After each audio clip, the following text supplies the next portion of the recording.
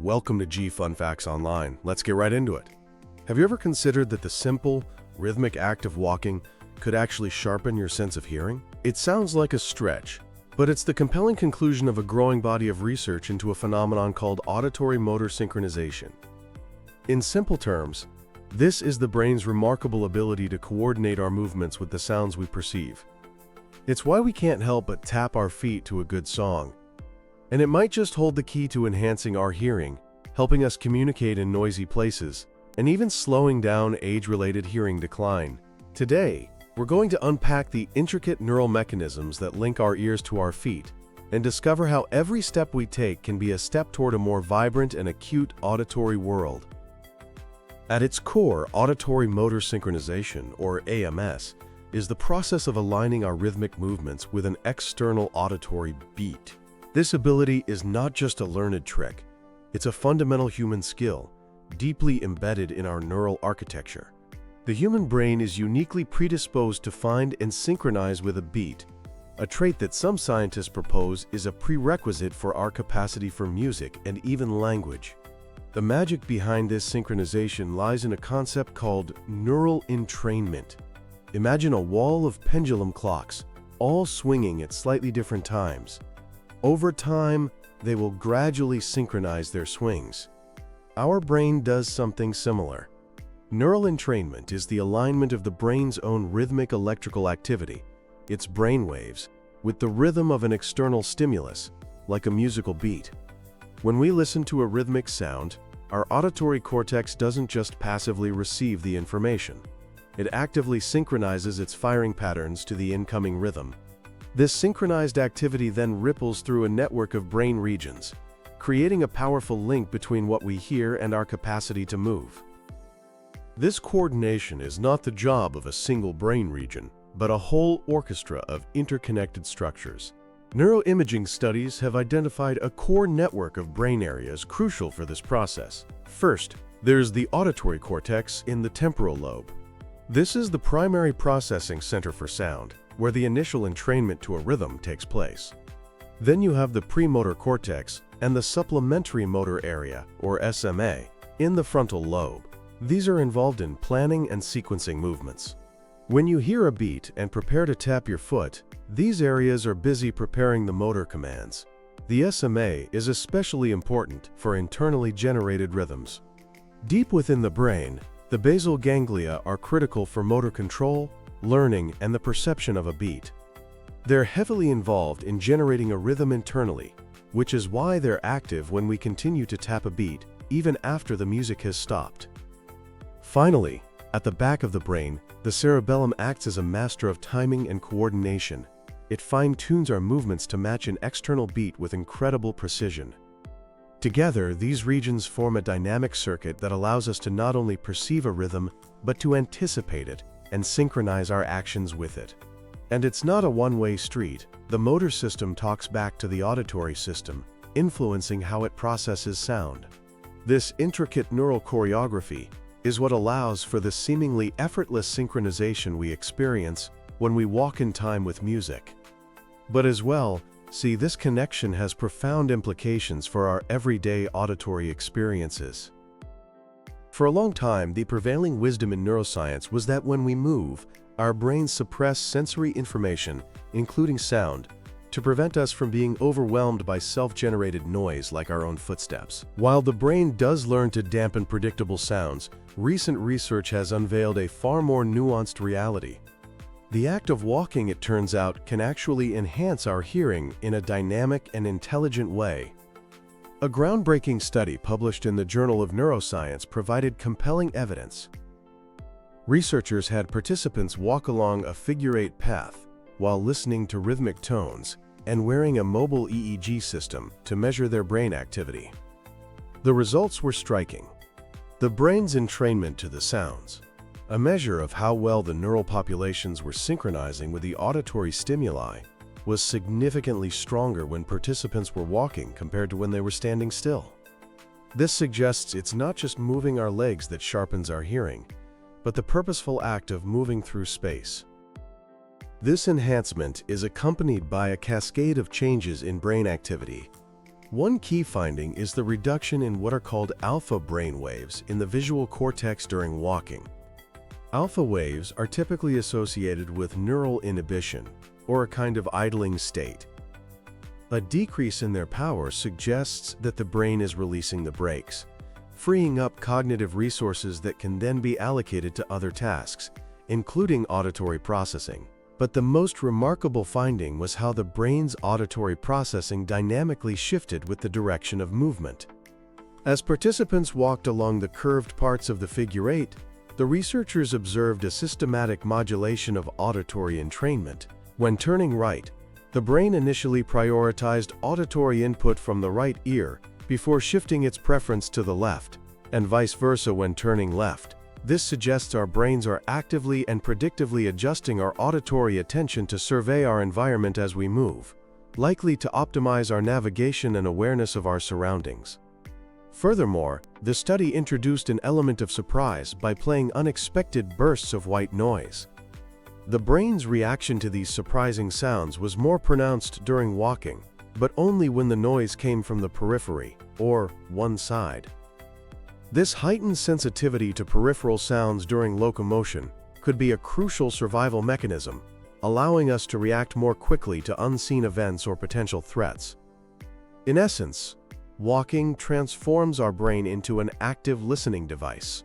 The brain appears to use the rhythmic information from our gait to create a temporal framework, an internal metronome, that helps it better process and interpret the sounds around us. This intricate connection between walking and hearing isn't just a scientific curiosity, it has a host of practical implications. One of the most challenging auditory tasks we face is understanding speech in a noisy environment, often called the cocktail party problem. We've all been in a bustling cafe, struggling to focus on one conversation. Auditory-motor synchronization, particularly the rhythmic nature of walking, may offer a surprising advantage here. Research has shown that synchronizing our steps with another person can slightly improve our ability to perceive their speech in the presence of masking noise. In one study, the sound of synchronized footsteps produced less masking of speech compared to the sound of unsynchronized footsteps. The improvement was modest but significant. This effect is likely due to the rhythmic nature of walking and training our auditory cortex, making it more sensitive to sounds that occur in sync with our steps. Also, by synchronizing our gait with a walking companion, we create a predictable pattern of self-generated noise, which the brain can more easily suppress. This frees up cognitive resources for the complex task of speech comprehension. So the next time you're walking and talking with a friend on a busy street, you may find that unconsciously falling into step with them makes the conversation just a little clearer. Now let's talk about aging. Age-related hearing loss, or presbycusis, is a common condition. While some decline is natural, research suggests lifestyle factors, including physical activity, may play a role. The link between cardiovascular health and hearing is well established. Good blood flow is essential for the delicate structures in the inner ear. Regular exercise, including walking, improves circulation, which helps the auditory system. But the benefits may go beyond blood flow. The principles of auditory-motor synchronization and neuroplasticity suggest that the rhythmic stimulation of walking could help keep the auditory processing centers of the brain sharp. Just as physical exercise strengthens our muscles, the exercise of synchronizing our movements with our environment could help maintain the neural pathways involved in hearing. Studies have shown that age-related hearing loss is associated with a decline in auditory-motor processing of speech. Older adults with hearing loss show reduced activation of the motor cortex during speech perception. This suggests the vital connection between the auditory and motor systems can weaken with age. Conversely, engaging in activities that promote this connection, like playing a musical instrument, has been shown to counteract some age-related declines. Older musicians demonstrate more precise neural processing of speech sounds. So, while more research is needed, the existing evidence paints a compelling picture. By keeping the auditory-motor network active, the simple act of walking may contribute to a more resilient and youthful auditory system. The power of rhythm to influence movement and perception has also been noticed in the clinical world. Rhythmic auditory stimulation, or RAS, is a therapeutic technique that uses rhythmic cues, like a metronome or music, to improve motor function in individuals with neurological conditions. It's been particularly successful in rehabilitating patients with Parkinson's disease, stroke, and other movement disorders. In Parkinson's disease, for example, patients often experience a freezing of gait. RAS can help bypass the damaged internal timing mechanisms in the basal ganglia by providing an external rhythmic cue. The auditory beat acts as a pacemaker for movement, helping patients to synchronize their steps and improve their walking speed, stride length, and stability. This is a powerful demonstration of the brain's capacity for auditory motor entrainment. But the therapeutic applications aren't limited to motor rehabilitation. There is growing interest in using rhythmic interventions for auditory and cognitive challenges. For example, some research suggests that rhythm-based training can improve reading fluency in children by enhancing their phonological awareness.